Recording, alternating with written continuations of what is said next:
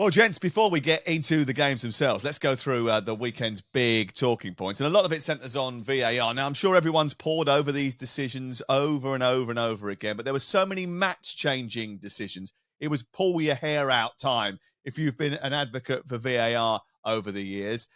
Scott, Alex, we've talked about VAR so many times, and one of the things that Crook and I have got this thing impression is that once one decision seems to go the wrong way in that VAR room, then all of them over the weekend, all the big ones seem to go away. It's like a cascade. It's like dominoes. Once one makes a mistake, they all seem to make a mistake.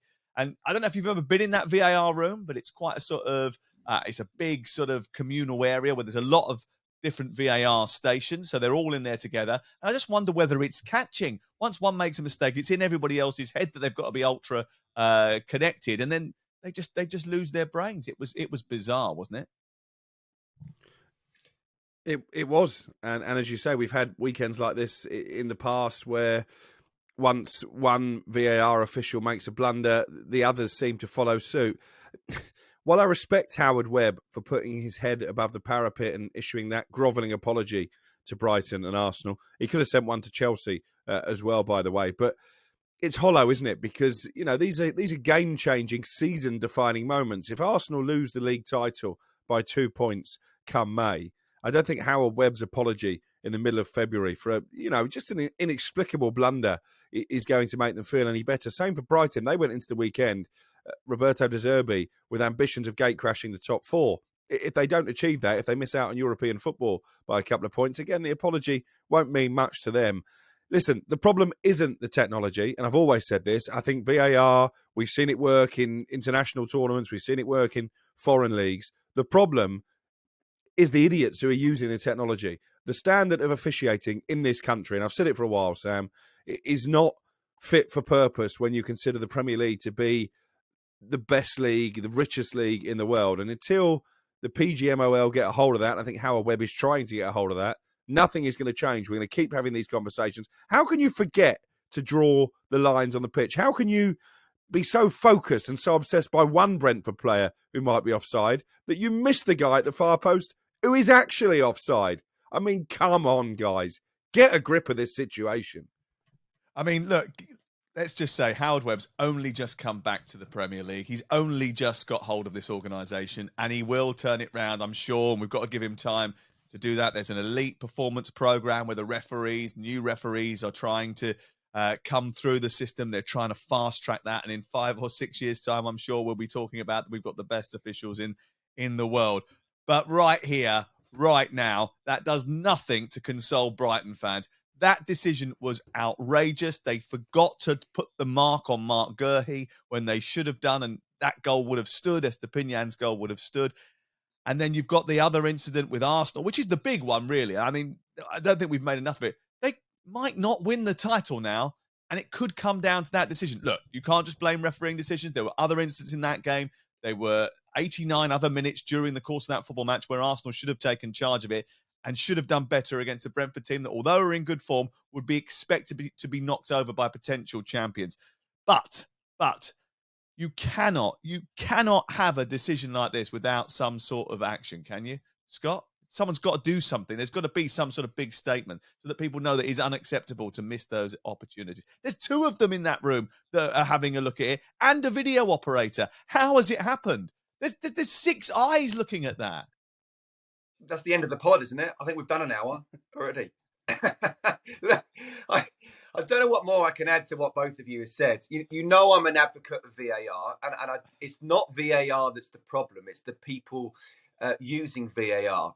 You look at the Souček one. I was at the London Stadium, and how can anyone not see that that's a goalkeeping save from Thomas Souček? The ball has gone behind his body and hit his arm. That's a save.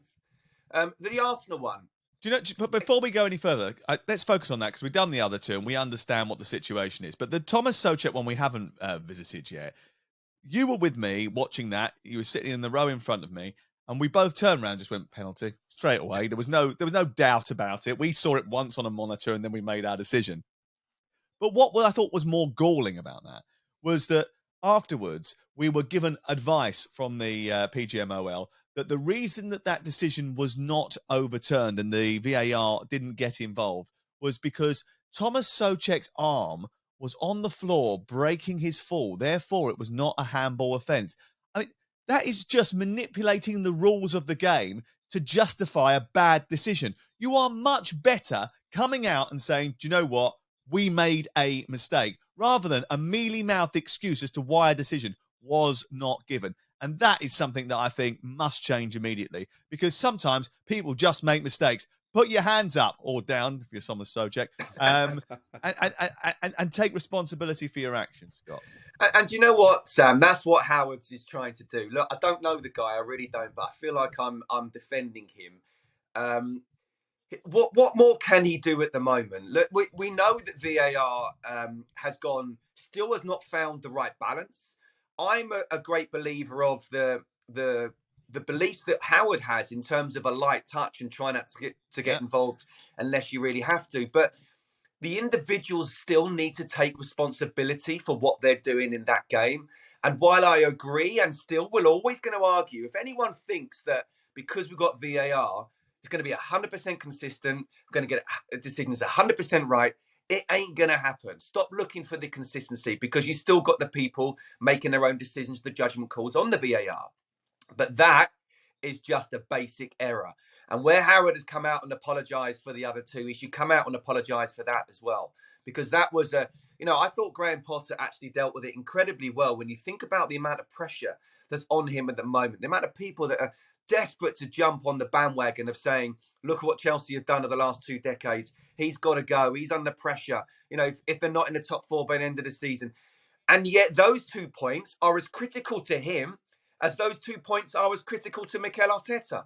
So, look, I feel like I'm now getting as passionate as you two. Are you shaking your head there, Sam? I don't think Graham Potter feels under pressure. I don't think he does. I mean, I stood with him in the room afterwards, and I had to try and coax it out of him to talk about the penalty decision. It was like, yeah, well, you get some, you don't get some. Like, hold on, it wasn't like, it wasn't a light touch. This was a heavy touch. And in the end, he said, yeah, well, it was a good save by Thomas. I've only seen it once. It was a good save. Okay, but stop being so calm about it. Be annoyed. Grab the microphone and scream down it how much you're furious about VAR. I mean, actually, David Moyes was more furious about the goal that was disallowed at the other end of the field, and that was legitimately ruled out. Yeah, but that Sam was a deflection. That's Moisey deflecting from what he knows. If that was the other way around, he'd have had you up by his neck and saying, "You're a Howard Webb kind of lookalike. I'll have you." But no, look, that a little was bit more hair than Howard, only a little bit more. It's looking very well, by the way. You've quiffed it up nicely this morning. Yeah. No, but look, there's a lot wrong with VAR at the moment, and you were right, Sam, to say there that Howard's only just come in and he's got to turn it around. And I think he's given the right directive.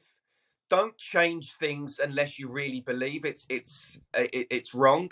But there's enough decisions there. We talk about the other two, which is obvious. How can you spend 3 minutes on one and then panic that you're not even looking at another line? That's poor individual professionalism, really, that Howard Webb can't do anything about. But in terms of this one, he almost needs to say, look, this is my directive. But guys, come on.